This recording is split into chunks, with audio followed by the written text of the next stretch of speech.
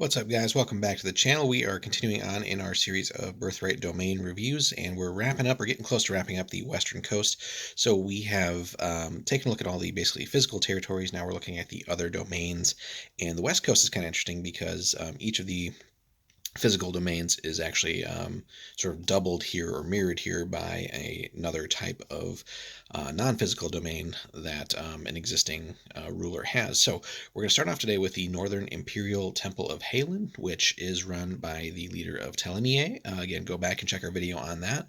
And in that sense, it's pretty cool because you get to double up on sort of two domains at once, but it's also double the responsibility, double the issues, right?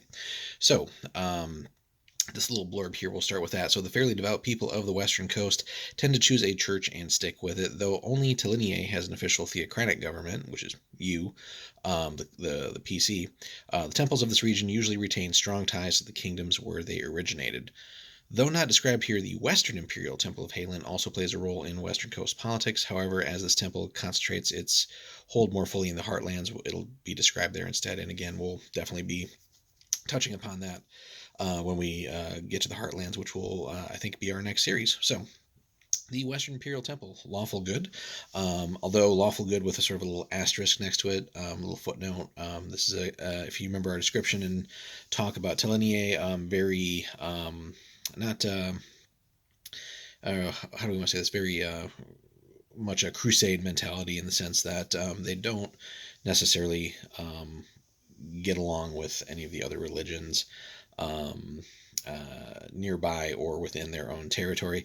So in that sense, the ruler, you again, has sort of tried to tread kind of carefully there, not to sort of like outright persecute people of other faiths here, but as was described in Talinie, it's a if there is a crusading church, her version, Thane Donald's here would be basically a poster child of that. So, but nonetheless, at least for now, lawful good. Recommended means you could play that, but again, if you're playing this, you're really also running the state, unless something drastic were to happen in your campaign. That's something, again, for any of these West Coast domains that DMs and the players would need to sort of understand. And in that sense, again, it's going to require a little bit more on all parties, DMs, and players to manage there. And again, things could get fairly complex, not just with your own domains, but the other relations that you have with neighboring domains as well. So, centered in Talinie, the Northern Imperial Temple was one of the first faiths of Haelyn to splinter from the Imperial Temple. It has survived by preaching fanatic devotion to the god, keyword fanatic, and its priests inspire this fanaticism in their congregations. So keep that in mind when you are playing, and again, it's probably something that your DM would be advised to bring up and bring out in the campaign as well. So that being said, in addition to running Talinie, you have quite a few holdings here as well. So here it does list again various law holdings, but so obviously you have all these different things in Talinie itself, and kind of also repeats some of the previous other types of holding like law and guild as well. But again, basically you control all the religion in Talinie, although there are a few other lesser known, lesser developed religions, but you kind of tolerate them for the moment. But you also have some holdings in Borrowing, although again, he really kind of dominates the existential and sort of political side of that relationship. So you've openly declared alliance to Borrowing as far as Talinie is concerned, and I would imagine nominally the temple as well, but just understand that Borrowing, at least at the outset of a campaign, the way things are on paper here, is certainly the dominant part of that relationship. So that being said, you do generate, you have a lot of regency generated, and or that you generate and you've accumulated, and a pretty decent little treasury too. 22 gold bars, nothing to sniff at. But as it says here, though her temple system and domain together bring in a fair sum, the Thane has to concentrate on suppressing the guild influence in her land, and so her treasury profits less than it might. And that's again something we talked about with Talinie. One of the issues that you're going to have to find a way to work around and free up some of that that treasury that you otherwise could be using for more important things like building up your country. and possibly moving into like the Five Peaks at all, or maybe perhaps even wiping out Thorazor, although that'd be a tough order too. But that could be sort of a crusade probably that you could get the people behind too. Um, Anyway, so again, your region here is Thurian Donalds, so she's a level 6 priest and controls it as the supreme hierarch. So, again, something we talked about in our previous Talinie video. Level 6 is pretty solid, but she could probably stand to do some sort of adventuring or other things where her level gets raised up a little bit too. Just because some of the real dangers out there are certainly at a higher level. So, if she were ever directly involved or challenged, something to keep in mind. So, a description here: the church encourages fanaticism, and while the faithful do not necessarily embrace Haelyn as fervently as the priests might like, they have no other temple options in Talinie and few others in Borroween. The Northern Imperial Temple seems the most likely of all of Anywhere's churches to start a holy war to exterminate enemies of the faith. Shrines dot Talinie's roadsides. So just keep that in mind. That's a pretty powerful description, right? Um, and just something you want to be aware of, but maybe not let get out of control. And again, we saw one of the potential issues that you have is actually lurking right within your church. There, sort of the second in command. It has been sort of actively undermining you, and that's something that you might not know at the outset or too much, but something that the DM will definitely work into your campaign or should work into your campaign.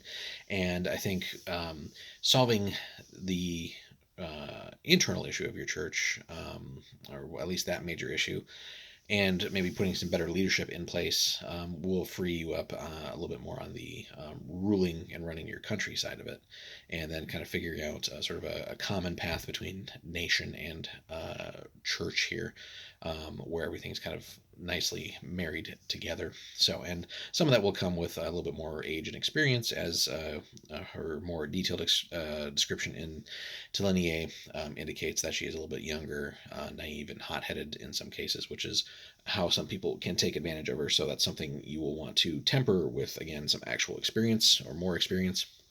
So, but nonetheless, could be built into a formidable weapon here, and depending on your fortunes and your expansion of the church, that could be a sort of secondary army that you could use to sort of expand and subjugate.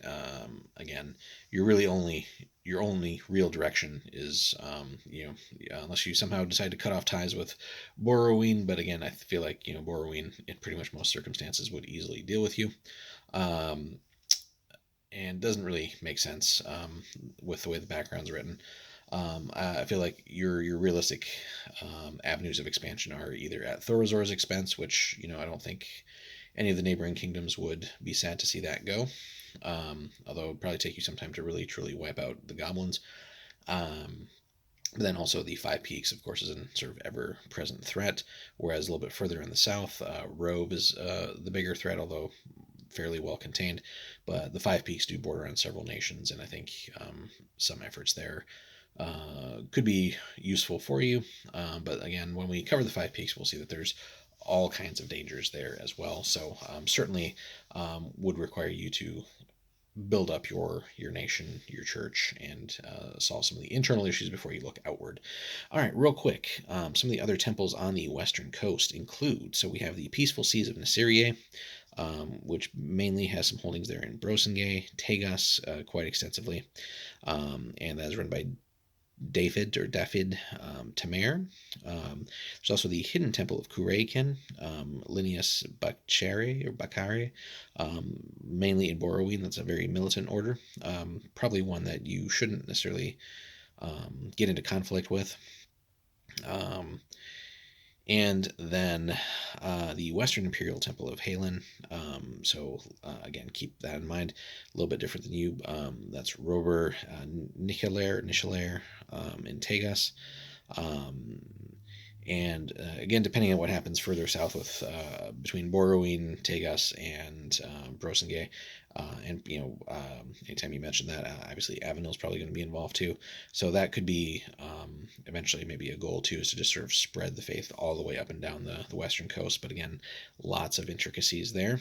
And finally, there's also Saramie's Temple of Fortune in Brosengay specifically, run by Hide Terramonier. And again, some of the other notes here. So the Kurakan one is also in the northern marches. We'll cover that. And then the Western Imperial Temple is mainly in the Heartlands. But when you say Heartlands, Avenel is going to be involved. So ridding getting rid of their influence on the Western coast, obviously might bring Avenel into play. And he's essentially got unlimited resources to potentially launch a punitive expedition at you from maybe an unexpected angle.